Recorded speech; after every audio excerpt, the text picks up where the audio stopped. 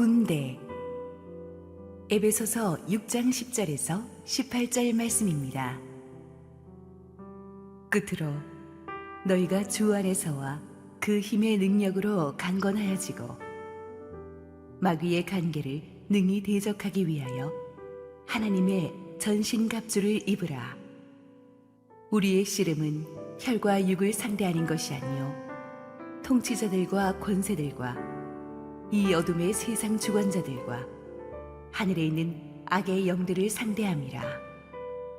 그러므로 하나님의 전신갑주를 취하라. 이는 악한 날에 너희가 능히 대적하고 모든 일을 행한 후에 서기 위함이라. 그런즉 서서 진리로 너희 허리띠를 띠고 의의 호심경을 붙이고 평안의 복음이 준비한 것으로 신을 신고 모든 것 위에 믿음의 방패를 가지고 이로써 능히 악한 자의 모든 불화살을 소멸하고 구원의 투구와 성령의 검 곧 하나님의 말씀을 가지라. 모든 기도와 간구를 하되 항상 성령 안에서 기도하고 이를 위하여 깨어 구하기를 항상 힘쓰며 여러 성도를 위하여 구하라. 할렐루야. 우리 하나님께 감사와 영광의 박수 올려드리겠습니다. 축복된 주일, 우리 실시간 현장에 나오신 우리 성도님들과 함께 실시간 온라인 생방송으로 함께하고 계신 국내 모든 새로운 교회를 사랑하는 성도님들 위해 하나님의 축복이 넘치도록 임하기를 축원합니다. 우리 함께 기도하시고 말씀 보겠습니다. 사랑하는 아버지, 은혜를 감사합니다. 오늘도 주님의 임재 앞에 우리가 예배할 수 있음이 축복입니다. 하나님 은혜를 주시고 부족한 저는 온전히 주님 뒤에 감춰 주시옵소서. 예수님 이름으로 기도했습니다. 아멘. 지난주에 이어서 오늘은 교회는 네모입니다 시리즈 그 7번째 주제인 교회는 그리스도의 군대입니다 라는 제목으로 여러분과 은혜를 나누고자 합니다. 젊은 후배 목사님들 가운데서는 종종 사역이 너무 힘들다, 그만 쉬고 싶다, 이런저런 이유로 상처받아서 내려놓고 싶다는 푸념을 하시는 말들을 듣습니다. 실제로 개척한 지 얼마 안 돼서 교회 문을 닫는다거나 또 사역지에 부임해서 몇 년을 견디지 못하고 그만두었다 다시 자리를 옮기곤 하는 분들도 보았습니다. 물론 개인적으로 충분히 힘든 사정은 있을 것입니다. 그렇지만 전반적으로 제가 받는 느낌은 너무 목회를 쉽게 생각하고들 사역에 뛰어드는 게 아닌가 하는 느낌입니다. 보통 이 신학교에서 어떻게 목회자의 길로 뛰어들게 되었냐를 물어볼 때 이런 분들이 의외로 많았어요. 부흥하는 교회 청년부에서 회장, 부회장 하면서 본인도 너무 은혜와 재미를 느꼈고 열심히다 보니까 주변 사람들로부터 형제님은 교회 이렇게 열심히 일하시니까 신학교 가셔야겠어요? 목사님 되시면 잘할 것 같아요? 이런 말을 듣고 신학교 오신 분들이 의외로 많았어요. 이건 마치 노래방에서 야, 너 노래 잘한다, 가수해봐라. 이 말 듣고 가수하는 거, 또 요리 솜씨가 좋으시네요, 식당 한번 해보시지 그래요? 이 말 듣고 식장 개업하는 것과 똑같습니다. 하면 큰일 나죠. 왜냐하면 밖에서 대충 해보는 거랑 실제 그 중심으로 와서 몸으로 부딪혀보는 현실은 하늘과 땅 차이입니다. 특히 부흥하는 교회에 있었던 분들이 그래요. 착각에 빠져요. 사람들이 많이 모이고 간증들이 넘치며 다이나믹하니까 교회 사역이 그렇게 재미있고 편할 것이라고 생각을 합니다. 그런 핑크빛 기대를 가지고 목회자나 사역자의 길로 들어서는 분들, 놀이공원 가는 어린아이처럼 뛰어드는 분들은 100이면 100, 금방 다 나가 떨어지게 되죠. 왜 그렇게 되었는가? 교회가 무엇인지에 대해서 정확하게 인식이 없었기 때문이죠. 교회는 사람이 많이 모이지만 그 교회는 군중이 아니라 군대입니다. 이 사실을 우리가 가슴에 오늘 새겼으면 좋겠습니다. 출애굽기 12장 41절, 430년이 끝나는 그날에 여호와의 군대가 다 애굽 땅에서 나왔은즉, 분명히 민간인들인데 군대라고 가보지도 않았던 노예 출신들인데 하나님께서는 구원받은 그 순간부터 그들을 하나님의 군대라고 선포하셨어요. 논산훈련소에 들어오는 청년들은 아직 군대 훈련이 안 됐지만 군대 갔다고 그때부터 말하는 거예요. 이제부터 훈련은 시작돼서 군대답게 만들어 갈 거예요. 하나님도 그렇습니다. 애굽 땅에서 해방시켜 데리고 나오면서 그 순간부터 그들을 여호와의 군대라고 부르셨어요. 광야 여정길에서 이스라엘 인구 조사할 때 기준이 뭐였어요? 20대 이상 전쟁에서 싸울 수 있는 사람들을 숫자 카운트하셨어요. 그게 진짜 숫자라는 거죠. 같은 사람이라도 군중과 군대는 다릅니다. 이때까지 교회를 군중이라고 착각하셨던 분들은 군중과 군대의 차이가 얼마나 큰가를 한번 짚어보시기를 바랍니다. 군중은 즉흥적으로 쉽게 모입니다. 월드컵 4강 같은 거 보다가 뛰쳐나와가지고 수십만이 막 형제처럼 노래도 같이 하고 밤을 새서 지셉니다. 대단한 기세입니다마는 그 다음날 아침에는 흔적도 없이 다 흩어져 버려요. 군중은 순식간에 모이는 것만큼 순식간에 흩어질 수가 있어요. 감정이 가라앉으면은 그냥 모래처럼 없어져 버려요. 그래서 군중은 위험합니다. 누군가에 의해서 쉽게 선동될 수 있고 이용당할 수 있는 위험이 있죠. 그렇지만 군대는 그렇게 즉흥적으로 쉽게 모이고 흩어지지 못합니다. 모병이든 의무징집이든 어느 나라든 군대 모으는 거 어렵습니다. 군대 안 가려고들 다들 온갖 애를 다 쓰죠. 왜냐하면 이게 고생길인 거 다 알기 때문이에요. 목숨까지 걸어야 한다는 걸 알기 때문입니다. 모은 군대를 또 군대답게 훈련시키는 건 얼마나 어렵습니까? 그렇게 어렵게 모으고 시간이 걸려서 훈련시키기 때문에 군대는 결속력이 강합니다. 재미가 없고 감정이 따라주지 않아도 명령에 따라서 일사불란하게 그 자리를 지켜야 됩니다. 이렇게 강한 군대는 권위와 질서가 있고 이런 강한 군대를 사람들은 함부로 움직일 수가 없습니다. 군중은 구경꾼이고 감상객이에요. 군중은 그냥 자기 팔짱 끼고 구경하다가 사라질 수 있어요. 그러나 군대는 그럴 수 없어요. 모두가 참여해야 됩니다. 팔을 걷어 붙이고 뛰어들어야 돼요. 군중은 아무 생각 없이 여기 갔다 저기 갔다 자기 마음대로 아침 늦게 일어나서 몰려다닐 수 있어요. 그러나 군대는 잠시 경계심을 놓았다가는 금방 적에게 기습당해 죽을 수 있습니다. 그래서 항상 그 전투 자세를 갖추고 있는 것이 군대죠. 이스라엘의 군대는 용맹하기로 유명한데 거기는 여자들도 군대 가잖아요. 성지순례 가서 휴가 나온 이스라엘 남자 병사와 여자 병사가 데이트하는 걸 보았는데 참으로 로맨틱했습니다. 수류탄 2개 딱 걸고 완전 무장한 채로 M16의 탄창을 딱 끼고 손가락을 걸고 그렇게 데이트합니다. 왜냐하면 이스라엘은 어디서든 테러가 날 수 있기 때문에 모든 휴가 나온 군인들도 언제든지 싸울 수 있는, 그러니까 연인들이 서로한테 잘해주죠. 함부로 원성도 못 높이고 서로 인격적으로 대하는 거예요. 군대는 그런 거죠. 그래서 이스라엘 군대는 작아도 강하잖아요. 군중은 재미가 떨어지거나 불편한 거 견디지 못합니다.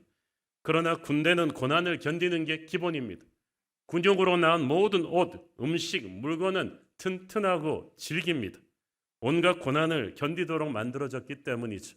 그래서 군대는 10배나 되는 군중을 능히 이길 수가 있는 거예요. 그런데 많은 분들이 교회가 군대라는 것을 몰라요. 그래서 어떤 분은 교회가 백화점인 줄 아는 것 같아요. 불평이 많아요. 어떤 분들은 교회가 뮤지컬 하는 극장인 줄 압니다. 구경하고 가면 끝나는 것 같아요. 그런 분들은 주차가 좁다, 에어컨이 잘 안 나온다, 이런 불평들을 많이 하시는데 그렇게 생각하시면 여러분 절대 교회에서 만족 못합니다. 교회는 군대입니다. 요즘은 그런 분들 없지만 옛날엔 우리 교회 주일학교에서 애들 간식을 주면 이 간식을 좀 유기농으로 달라 그러는 분도 있고 그랬어. 제가 그 얘기를 듣고 기가 찼습니다. 이분들이 우리를 백화점으로 아는가? 학원으로 아는가? 여러분 아무리 어려도 거기도 군대예요. 어떻게 그렇게 생각을 합니까? 불평과 원망이 많을 때마다 여러분 머리를 치면서 생각해보세요. 나 여기 군대야. 그렇기 때문에 군대라고 생각하면 모든 게 많이 정리가 될 거예요. 백화점 아니에요. 극장 아니에요. 학원 아니에요. 군대란 말이죠. 주님의 영광을 위해서 불평과 고난과 왕따와 외로움과 죽음을 각오해야 되는 것이 군대입니다. 사역을 하다가 목회를 하다가 쉽게 좌절하고 그만두는 사람들은 교회를 군대라고 생각하지 않았던 것 같아요. 그저 군중을 데리고 교회 놀이를 하려고 하다가 실제 현장에서 총알이 빗발치는 전쟁터를 보고는 감당이 안 돼 나가 떨어지는 거죠. 저는 한국 교회가 요즘 너무 나약해져 버린 것이 아닌가 걱정이 됩니다. 불평과 원망이 많으면 교회는 군대로서의 정체성을 잃어버린 거죠. 모든 군대도 처음에는 군중이었어요. 그렇지만 하나님의 손에서 말씀과 기도로 연단받은 뒤에는 군대가 됩니다. 이스라엘 사람들이 출애굽하고 나서 40년 동안 광야에서 연단받았죠.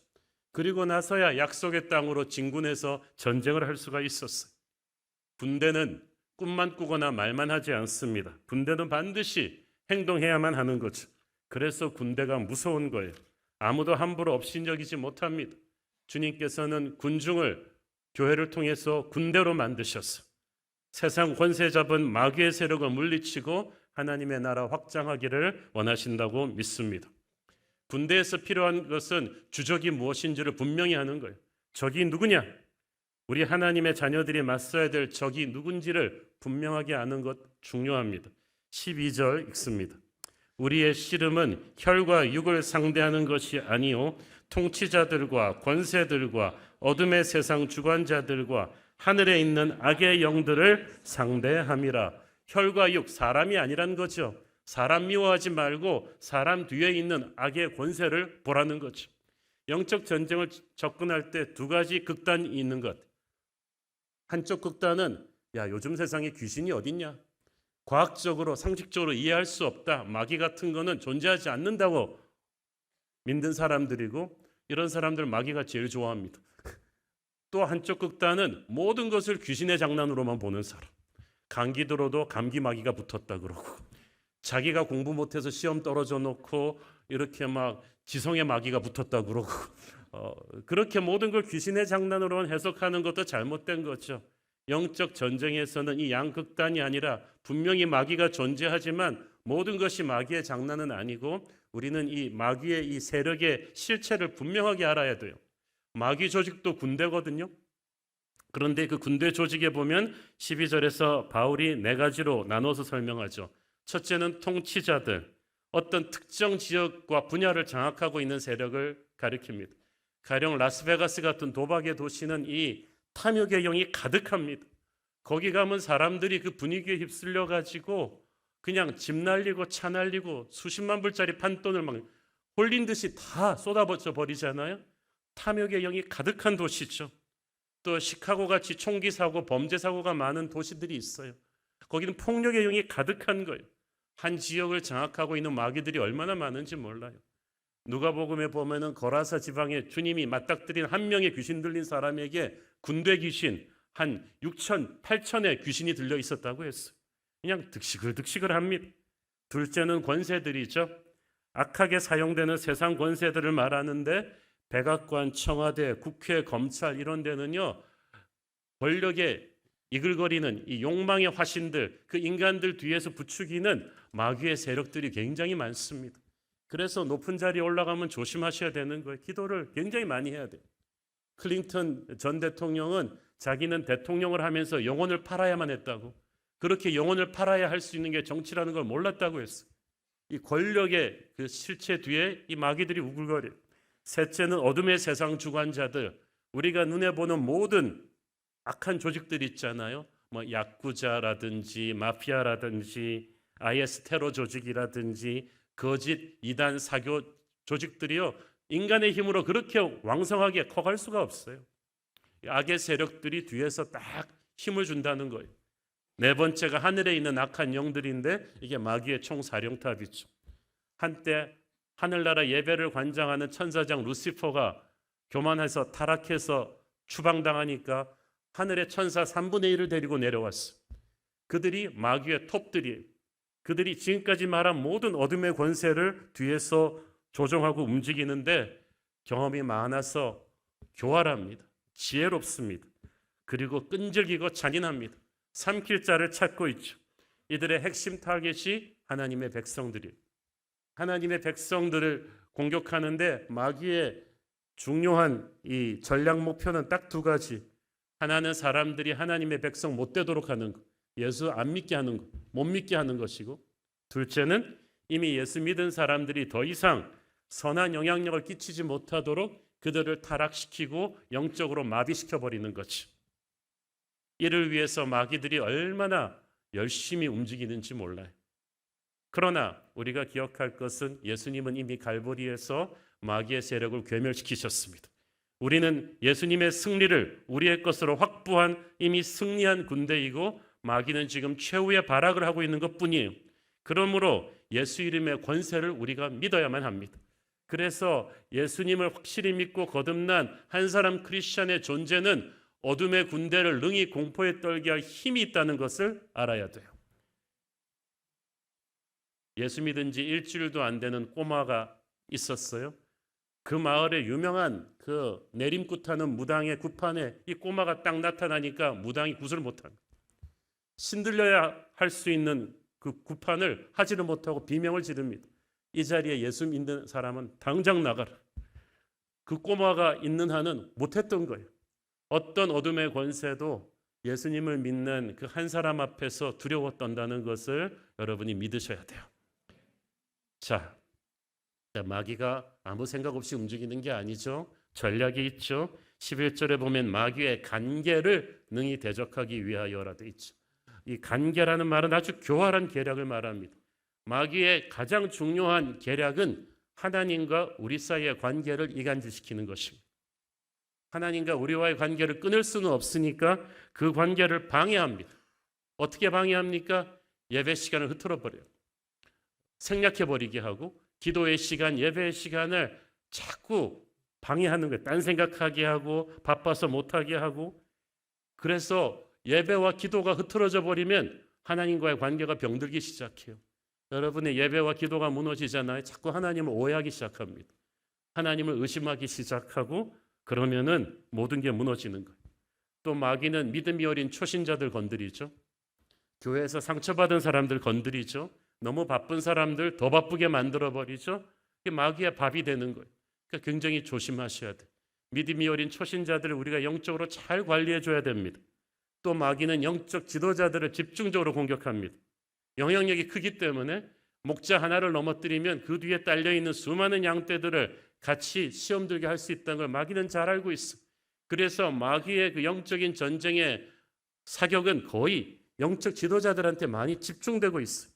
그래서 여러분이 목사님들, 장로님들, 선교사, 예배 인도자들을 위해 기도를 많이 해주셔야 돼요. 마귀가 그들로 하여금 서로 싸우게 하고 우울증에 빠지게 하고 낙심하게 하고 성적 범죄를 저지르게 하고 돈 문제로 사고치게 하고 가정이 깨어지게 하는 그 배후에서 역사하는 거예요. 그런데 여러분 그런 일이 있을 때마다 왜 지도자라는 사람들이 저러냐고 그러지 말고 그들이 지도자이기 때문에 여러분보다 몇 배 더한 야기의 공격을 받고 있다고 생각하셔야 돼요. 그리고 기도해 주셔야 돼요. 여러분 군대에서 어느 부대가 제일 많이 죽어요? 상륙부대가 제일 많이 죽어요. 2차 대전 때 미 해병대가 제일 많이 죽어요. 어떤 경우는 연대의 반이 죽기도 해요. 그러면 뒤에서 후방 수송부대가 야 쟤들 왜 이렇게 많이 죽고 난리야? 이러면 안 되는 거예요. 왜 자기들은 안 죽고 전방 상륙부대가 죽겠어요? 최전방에 있으니까 피해가 극심한 거예요. 왜 목사님들, 선교사님들, 장로님들이 많이 무너지겠어요? 최전방에 있으니까 그런 거예요. 그러므로 여러분들이 정말 그들을 위해서 기도를 많이 해주셔야 되는 것입니다.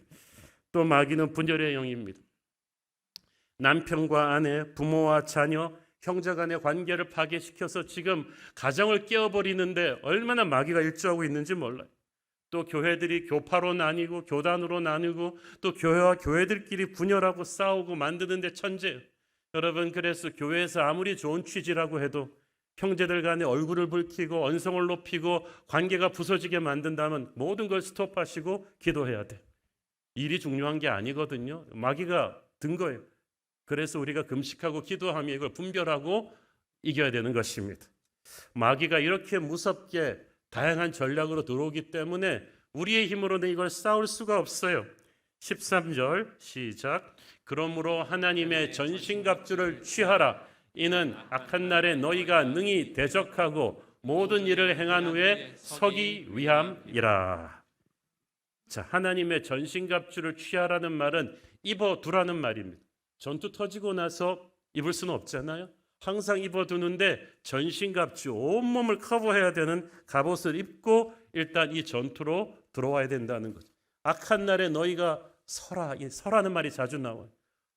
이 악하고 힘든 시대에는요, 서 있기도 힘들어요. 버티기가 힘이 드는데 군대의 기본은 이 악한 전쟁터에서 물러서지 않고 자기 자리를 지키는 거예요. 자, 이 영적 전신갑주에 대해서는 기독교 에센스에서 제가 굉장히 자세히 설명을 해드렸는데 한번 다시 복습합니다. 방어 무기가 있고 공격 무기가 있어요. 방어 무기는 첫째, 진리의 허리띠. 로마군에게 있어서 허리띠는 굉장히 중요했습니다. 그 허리띠에 모든 무기를 다 걸어놓거든요. 이 허리띠를 단단하게 딱 묶어매지 않으면 모든 게 다 흘러내려 버려요.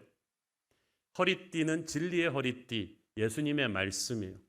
말씀의 허리띠를 우리가 받고 이거를 정확하게 붙잡고 붙들어 매야지 이게 느슨해지면 큰일 납니다. 마귀가 우리 허리띠를 항상 느슨하게 만들어요. 진리를 의심하게 한다니까요. 광명의 천사로 위장하고 의의 일꾼으로 위장하고, 이단들도 처음에 접근할 때는 다 성경 공부하자고 그래요. 유창하게 성경 말씀 이것저것을 인용을 해요. 그런데 이걸 조심하셔야 돼요. 진리를 비트는 사람들을 조심하셔야 됩니다. 그래서 교회는 분명한 진리를 가르치고 그 진리 안에서 이분이 온전히 서 있을 수 있도록 훈련시켜 줘야 되는 거예요. 그래서 우리 교회가 성경 66권의 전체의 맥을 잡아주고 기독교 핵심 교리를 정리해주는 기독교 에센스를 1대1로 모든 성도들에게 지금 권장하면서 가르치고 있는 거 아닙니까? 안 하신 분들 그거 꼭 하세요. 왜냐하면 너무나 어지럽게 말씀을 인용하고 진리를 왜곡하는 존재들이 많기 때문에 하나님의 백성들이 진리에 바로 서 있지 않으면 그들의 밥이 되고 맙니다. 둘째로 의의 호심경. 호심경은 브레스트플레이트, 가슴을 보호하는 그 가슴바지죠. 가슴은 인간의 마음이에요. 감정이에요. 우리는 항상 마음에 많은 상처를 받습니다. 어떤 일을 겪으면 상처를 받아요. 분노, 억울한 마음, 슬픈 마음, 열등감, 비교의식, 불안감, 두려움, 죽고 싶은 마음들이 계속 우리 마음속으로 밀려들죠. 마귀가 배후에서 이런 상처들을 더 불질러요. 우리가 한번 남한테 받았던 상처나 우리가 저질렀던 실패와 잘못들을 계속 버무려 가지고 우리 안에 죄책감을 더 불붙입니다. 마음이 이렇게 마비가 되면은 영적으로 어찌할 바를 몰라요. 하나님께서 마귀가 주는 이 모든 칼날로부터 우리를 지키기 위해서 우리의 마음에 의의 가슴바지를 대라고 하십니다. 이 의는 우리의 행위로 만든 의가 아니라 예수님 십자가 보혈의 은혜인 줄을 믿습니다. 그래서 항상 그 6월절 어린 양의 피를 내 마음에 덮어야 돼요. 여러분의 마음에 슬픈 생각, 두려운 생각, 죄책감, 열등감, 분노가 솟구칠 때마다 여러분 예수님의 보혈로 그 마음을 덮어달라고 기도하십시오. 여러분의 감정을 덮어달라고 기도하십시오. 그러면 주님께서 여러분의 가슴을 치료하실 것입니다. 세 번째로 믿음의 방패를 들라고 했어. 왜냐하면 악한 자의 모든 불화살들을 소멸하기 위해서. 마귀가 화살을 쏘는데 그냥 화살이 아니라 불화살이에요. 한 번 맞으면 확 번져버리는, 우리의 약점을 향해서 쏩니다. 여러분 모두가 마귀한테 딱 잡힌 약점이 있어요. 어떤 사람은 돈 문제로만 쏘면 그냥 넘어지는 사람이 있고, 어떤 사람은 욱하는 성격 때문에 마귀가 조금만 툭 치면 그냥 넘어지는 사람이 있고, 어떤 사람은 음란물에 굉장히 약한 사람이 있고, 여러분의 약점, 죄책감, 회개하지 않은 부분을 겨냥해서 쏘는 거예요. 그때마다 믿음의 방패를 들어라 하는 거예요. 이 믿음은 구원받기 위한 믿음이 아니라 이미 구원받은 사람의 믿음이에요. 그리고 이 믿음은 주님의 믿는 그 믿음을 가지고 내 매일매일의 삶에서 써야 되는 하나님의 능력인 것입니다. 여러분, 회사에서 크고 작은 일을 결정할 때마다, 부부간에 대화할 때마다, 교회 안에서 모든 결정하고 행동하는 일에 믿음의 방패가 필요해요. 왜냐하면 이 인생의 예민한 순간에 사탄이 항상 의심과 불안의 불화살들을 계속 날리고 있거든요. 조그만 방패를 내리면 갑자기 의심이 들어요. 내가 하나님만 믿고 이렇게 살아서 될까? 이러다가 인생 망하는 거 아닌가? 과거의 실패를 되풀이하는 거 아닌가? 이런 생각이 들쑥들쑥 드는 거예요. 100% 지금 화살을 맞은 거예요, 여러분. 그래서 그럴 때마다 여러분은 믿음의 방패를 딱 들고 있어야만 되는 줄로 믿습니다. 인생이 그런 이상한 생각이 들 때마다 믿음의 방패를 들어서 사탄의 공격을 떨궈내십시오. 이 믿음은 성령님께서 주시는 믿음이요, 예수님의 십자가의 은혜가 주는 믿음입니다. 네 번째로 구원의 투구. 로마군의 투구는 망치나 도끼로 정면으로 때리지 않는 한 갈라지지 않습니다. 굉장히 단단합니다. 이 투구가 머리를 보호하잖아요. 구원의 투구는 우리의 생각을 보호하라는 뜻입니다. 생각이 무너지면 인생이 무너져요. 쓰레기 같은 생각을 하면 쓰레기 같은 인생을 사는 거죠. 음란한 생각을 하면 음란한 사람이 되고, 돈만 생각하면 돈벌레가 됩니다. 생각이 인생을 만들기 때문에 마귀가 우리의 생각을 계속 공격해요. 마르크스 공산주의 같은 잘못된 생각을 한번 쇠내려 보세요. 자기 망치고 나라를 망치는 거예요. 사탄이 TV를 통해, 유튜브를 통해, 넷플릭스를 통해서, 여러분 주변 친구들 통해서 24시간 악한 세상의 생각을 주입하고 있습니다. 여러분, 그 생각을 깨끗하게 하셔야 돼요. 생각을 깨끗하게 지켜야 영이 무너지질 않는 거죠. 구원의 투구를 쓰라는 얘기는 무슨 말입니까? 너의 머릿속을 구원자 예수님에 대한 생각으로 채우라는 말이죠. 쉽게 말해서. 여러분, 나쁜 생각을 안 하려고 암만 노력해도 안 돼요. 은혜의 생각을 해서 나쁜 생각을 밀어내야 돼요. 히브리서 3장에 보면 대제사장이신 예수를 깊이 생각하라고 했어요. 거기서 깊이 생각하라는 말은 항상 예수님만 생각하라는 뜻이에요. 예배의 시간, 기도의 시간은 예수님을 생각하는 시간이죠. 예수님을 생각하면 마음속에 분노가 떠납니다. 예수님을 생각하면 죽고 싶은 생각이 아니라 살고 싶은 생각이 일어나죠. 예수님을 생각하면 내 과거의 죄를 해결하신 주님의 은혜가 지금도 나를 붙잡고 있음을 알게 되죠. 그것이 밀려드는 세상의 나쁜 생각으로부터 우리를 지킬 것입니다. 여러분의 생각을 예수님으로 가득 채우게 되기를 축원합니다. 이제는 공격무기인데, 공격무기 첫 번째는 성령의 검, 하나님의 말씀입니다. 로마군들이 들고 다니는 칼은요, 중국의 장수들이 드는 길다란 장검이 아닙니다. 로마군이 들고 다니는 칼은 접근 전에 용이하도록 굉장히 짧고 빠른 무기였어요. 왜 이 칼로 성령의 검, 하나님의 말씀이라고 하셨겠어요? 장식용이 아니라는 거예요. 항상 우리가 들고 다니면서 항상 우리를 언제 찌르고 들어올 줄 모르는 마귀를 공격하는 칼이 바로 말씀의 검. 성경에서 근데 이 성령의 검을 하나님의 말씀이라고 표현한 게 참 재밌어요. 여러분이 성경 곳곳에서 발견하게 되는 패턴은 성령이 있는 곳에 말씀이 있고 말씀이 있는 곳에 성령이 있어요. 천지 창조할 때도 하나님의 성령이 혼돈의 세상을 덮고 나서 하나님의 말씀이 떨어져서 천지를 창조했어요. 에스겔의 해골 골짜기에서도 하나님의 말씀이 선포되고 나니까 성령의 생기가 들어간 거예요. 말씀 충만한 사람은 성령 충만한 사람입니다. 여러분이 말씀을 읽으면 성령을 받게 될 것입니다. 여러분이 성령 충만하면 말씀이 살아 역사해서 여러분 속에서 움직일 거예요. 우리는 말씀을 통해서 구원을 받았고 구원받은 그 순간부터 하나님께서 성령의 검을, 말씀의 검을 우리에게 쥐어주셨어요. 그런데 중요한 건 이 검을 잘 갈아야 돼요.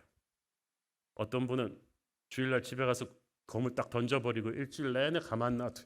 검에 녹이 슬고 먼지가 앉고 날이 다 빠져가지고 마귀가 와서 찔렀는데 하고 안 죽어.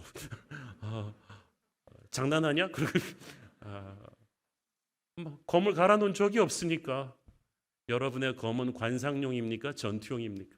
전투용이라면 날마다 가셔야지.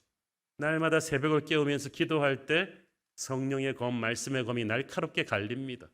예배 시간에 나올 때 여러분이 하루에 10분이라도 성경책을 펼쳐놓고 말씀을 읽고 묵상할 때 성령의 검이 날카롭게 갈리는 거예요.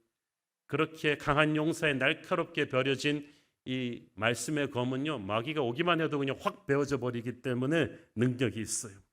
여러분, 폭력의 칼은 쓰면 쓸수록 무뎌지지만 이 말씀의 검은 쓰면 쓸수록 날카로워질 것입니다. 여러분이 이 말씀의 검, 성령의 검을 날카롭게 하고 있어야 어떤 영적 전쟁에서도 마귀를 능히 물리칠 수 있을 거예요. 두 번째 공격 무기는 평안의 복음의 신입니다. 이 복음은 좋은 소식, 구원의 소식인데 이 복음을 받으면 하나님과 우리가 화목해 되고 그러고 나면 사람과 사람도 화목할 수 있습니다. 그래서 이걸 평화의 복음이라고 하는데, 이 평화의 복음이 전해질 때 어둠의 세력이 물러갑니다. 하나님의 나라가 확장됩니다. 하나님께서 이 목적을 위해서 우리를 그리스도의 군사로 어느 지역에 살게 하시고 어느 시대에 존재하게 하신 거예요. 예비된 평화의 복음의 신을 신고라는 말을 영어 성경 그대로 번역하면은 언제든지 복음 전할 준비를 하고 있으라는 뜻이죠. 여러분, 항상 우리는 꾹 누르면 자판기 커피처럼 예수 전할 준비를 하고 살아야 됩니다. 전도하고 선교하는 게 라이프 스타일이 돼야 돼. 그게 마귀를 이기는 길이죠. 영적인 전쟁은 복음 전파와 직결됩니다. 우리가 우리 이웃에게, 열방에게 복음을 들고 나갈 때 우리는 마귀에게 빼앗겼던 영혼을 다시 찾는 것이고, 그 마귀에게 빼앗겼던 지역을 다시 찾아오는 거예요. 여러분, 그 스코틀랜드나 웨일즈의 큰 부흥 때는 보면요, 그 지역의 교회들이 이렇게 전도하고 선교하고 살아나기 시작하니까 그 지역의 범죄율이 확 떨어져 버렸어. 이혼하는 가정이 없어졌어. 경찰이 할 일이 없을 정도로 그렇게 확 줄었다고 했어요. 그리스도의 군대가 살아서 역사하면요, 그 지역의 영적 공기가 변합니다. 제가 1990년대 때 미국 뉴저지 지역, 뉴욕 지역에 한 3년 살았는데요. 그때 목회자들의 프레이어 콘서트라는 기도 서클이 생겼어요. 80년대 때 뉴욕 지역의 범죄가 너무 극심해가지고 지역 목사님들이 일어나서 눈물을 흘리며 수백 수천 명의 목사님들이 연계해서 뉴욕을 위해서 기도했는데, 그 기도한 10년 만에 살인 범죄 총기 사고가 거의 한 20%로 줄어버렸어. 경찰도 깜짝 놀랄 만큼. 여러분, 하나님의 군대가 손을 들고 기도하는 그 지역은 공기가 바뀔 거예요. 마귀가 물러가고 하나님의 역사가 그 도시를 바꿀 줄로 믿습니다. 저는 여러분이 존재함으로써 서울 시내 공기가 바뀌기를 바랍니다. 교회가, 군대라는 말은 군대는 생존하기 위해 싸우는 게 아니라 승리하기 위해 싸우는 거예요. 지지 않기 위해 싸우는 게 아니라 이기기 위해 싸웁니다. 한국 교회가 요즘 어렵다 하는 말들 자체가 저는 마음에 안 들어요. 그 말들을 들으면서 스스로 쇠뇌가 돼가지고 우리 모두가 전부 너무 위축돼 버렸어요. 너무 방어적인 목회를 해요. 전도할 때도 무슨 죄진 사람처럼 교회 나오실래요? 이렇게 전도해서 쓰겠어요? 무슨 좋은 백 권할 때는 이거 사, 이거 좋은 거야, 이렇게 당당하게 말하면서 너무 주님을 부끄러워하면서, 이게 군대입니까? 우리는 대장이신 예수님을 부끄러워하지 말아야 돼요. 어깨를 펴고 당당하게 복음을 전하고 공격 모드로 전환해서, 이럴 때일수록 주님의 이름을 담대하게 세상 속으로 들고 돌아가야 되는 때일 줄 믿습니다. 우리가 이렇게 담대하게 복음을 전하면 어둠의 권세가 물러갈 거예요. 그런 교회를 마귀는 싫어하고 공격하겠죠. 그래서 사도행전적인 교회는 영적 공격이 많은 거예요. 이건 우리가 뭘 잘못해서가 아니라 잘하고 있기 때문이죠. 마귀가 지금 아킬레스건을 찔린 거죠. 그래서 계속 우리에게 공격을 해오는데, 이럴 때일수록 담대하게 우리가 나가야 되는 줄 믿습니다. 이 힘든 시대에 우리가 하나님의 전신갑주를 입고 영적 전쟁을 할 때 중요한 건 기도죠. 18절, 모든 기도와 간구를 하되 항상 성령 안에서 기도하고 이를 위하여 깨어 구하기를 항상 힘쓰며 여러 성도를 위하여 구하라. 여러분, 불같이 기도하지 않고 불같이 부흥하는 교회를 본 적이 있습니까? 기도하지 않고 영적인 전쟁에서 승리하겠다는 것은 공부하지 않고 좋은 대학 가겠다는 것과 마찬가지죠. 있을 수가 없죠. 눈에 보이는 승리 뒤에는 반드시 보이지 않는 영적인 세계에 무시무시한 기도 백업이 있었어요. 아멜렉과 싸울 때 싸우는 건 여호수아였지만 뒤에서 모세의 그 무시무시한 중보기도의 백업이 없었다면 그 전쟁을 어떻게 이겼겠어요?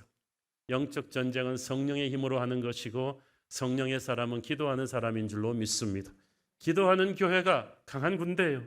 18절을 보니까 모든 기도와 간구를 하되 항상 성령 안에서 기도하라고 했습니다.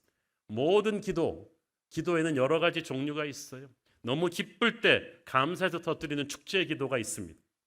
인생이 너무 슬프고 힘들고 어려울 때 간절하게 주님의 마음 앞에 나귀를 쏟아놓는 통곡의 기도가 있습니다. 병든 자를 위해서 예수 이름으로 치유를 명하는 치유의 기도가 있고 악한 영들을 꾸짖고 떠나게 하는 영적 권위의 기도가 있습니다. 시간을 들여서 조용히 말씀을 묵상하는 묵상 기도가 있고 너무나 긴박한 상황에서 하나님께 119를 치듯이 비상 기도하는 그 화살 기도가 있어요. 고통받고 있는 형제들을 위한 중보 기도가 있어요. 하나님께서 이 모든 다양한 기도들을 우리가 적재적소에 잘 사용하기를 원하시는데 중요한 것은 이 모든 기도를 성령 안에서 해야 된다. 성령 안에서 기도한다 하면 첫째, 성령의 힘으로 기도한다는 뜻입니다. 인간의 힘으로는요 10분만 기도해도 졸리고 피곤합니다. 그러나 성령 받고 기도하면요 엄청난 능력이 일어나죠. 저는 여러분이 기도를 위해서 기도하시길 바랍니다. 하나님이 도와주시는 기도죠. 예수님도 겟세마네에서 기도하실 때 천사가 옆에서 돕더라고 했잖아요. 여러분 옆에 하늘의 천사가 돕기를 바랍니다. 그래서 성령의 힘으로 기도할 수 있게 되기를 바랍니다. 성령 안에서 기도한다는 것은 또 성령의 인도하심을 따라 기도함을 뜻합니다. 처음에 기도할 때는요 인간적인 이상한 소리들도 많이 합니다. 우리의 시험 칠 때 모르던 문제도 알게 하시고 틀린 답도 맞게 하시고 이런 기가 찬 기도를 하는 수험생 엄마를 본 적이 있는데 그런데도 나중에 가니까 성령께서 다 조절을 하시더라고요. 성령의 인도는 우리의 인간적인 기도를 다 정화시켜서 하나님 뜻에 맞는 기도로 만들어가죠. 셋째, 성령 안에서 기도하는 것은 기도하는 가운데 성령의 터치를 경험하는 거예요. 아직 기도하는 응답은 안 됐지만 기도하기 시작하면서 하나님이 내 안에 예수의 보혈을 깨닫게 하시고 귀신이 떠나게 하시고 병이 낫게 하시고 내가 기도하지 않은 내 내면 세계가 막 고쳐주는 역사, 새 방언이 터지게 하시고 생각지도 않았던 성령의 역사가 내 안에서 먼저 일어나는 것이 성령 안에서 하는 기도입니다. 성령 안에서 기도하는 사람은 항상 깨어 구하기를 힘쓴다 그랬죠. 깨어 기도해야 돼요. 몸만 와서 앉아 있으면 안 돼요. 예수님 제자들 겟세마네에서 따라가기는 했지만 다 자버렸잖아요. 여러분 몸만 교회 와서 앉아 있지 말고 집중하셔야 돼요. 내 기도가 뚫리면 내 가정이 뚫린다. 내 기도가 뚫리면 내 아이가 잘못된다. 내 기도가 뚫리면 우리 교회가 흔들린다. 내 기도가 없으면 우리 나라가 흔들린다는 절박감으로 기도하셔야 돼요. 깨어 기도하는 거죠. 성령 안에서 기도하는 것은 다른 여러 성도들을 위해 중보하는 것입니다. 처음에는 이기적으로 나만 위해서 기도하다가 점점 성령께서 형제를 끌어안게 하십니다. 성령은 항상 형제들을 위해 기도하게 하세요. 그래서 여러분의 영성의 크기는 얼마나 많은 사람들을 위해 중보하느냐가 결정하겠죠.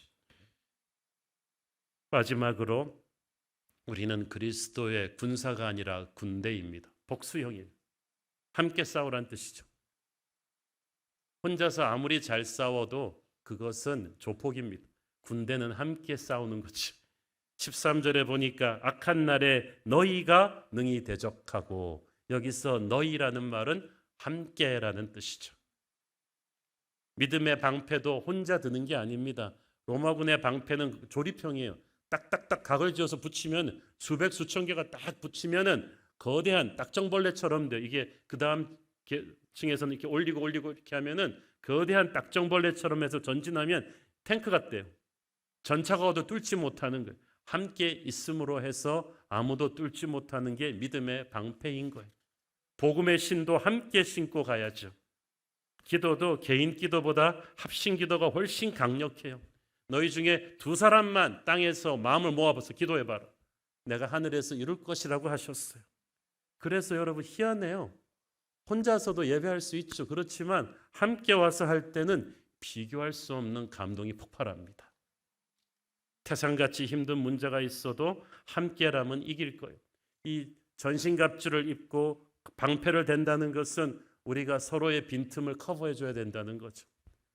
어떤 분은 칼이 약하고 어떤 분은 방패가 약하고 어떤 분은 투구가 약한데 이걸 우리 서로의 강점으로 약점을 커버해 주는 전우들이 되는 것입니다. 그래서 주님께서는 마지막이 가까울수록 더 모이기를 힘쓰라고 하신 거예요.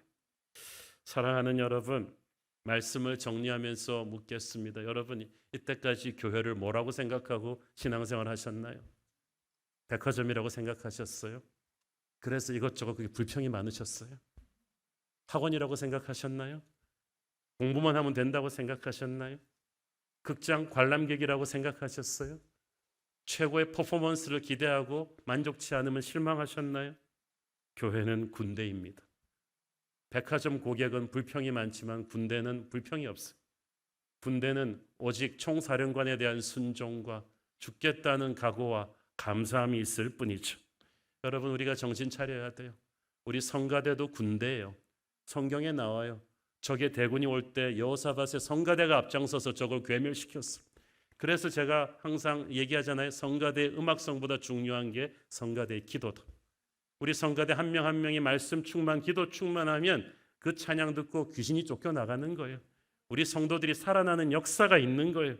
아까 말씀드렸듯이 주일학교도 군대인 거예요. 이런 의식을 가지고 우리가 교회 생활을 하면 모든 것이 불평해도 항상 감사하고 담대하고 고난 앞에서 강인할 수가 있죠. 여러분, 혼자 힘들고 외로울 때 혼자 있지 마시고 교회 순회 클릭하십시오. 중보기도의 동지들을 만드시고 여러분의 자녀들에게도 믿음의 친구들을 만들어 주세요. 믿음의 친구들이 모일 때 주님은 갑절의 은혜를 주십니다. 우리가 함께 팔짱을 끼고 나가고 마귀를 담대히 대적하면 그 어떤 어둠의 권세도 우리를 넘어뜨리지 못할 것입니다. 이런 군대가 존재하는 그 지역은 마귀가 설치지 못합니다. 그런 군대가, 그런 교회가 존재하는 그 시대에는 하나님의 역사가 그 나라를 지키는 줄로 믿습니다. 저와 여러분이 그런 자랑스러운 그리스도의 군대이기를 축원합니다. 기도하겠습니다. 주님, 은혜를 감사합니다. 이때까지 너무 나이브하고 나약했던 우리의 신앙을 회개합니다. 마귀는 우는 사자처럼 일사불란하게 군대가 되어 우리에게 달려드는데 우리는 너무 나약하게 예수 믿었던 것 회개합니다. 대장 되신 예수님을 따라가는 강한 그리스도의 군대로 새롭게 거듭나게 하옵소서. 예수님 이름으로 기도했습니다. 아멘.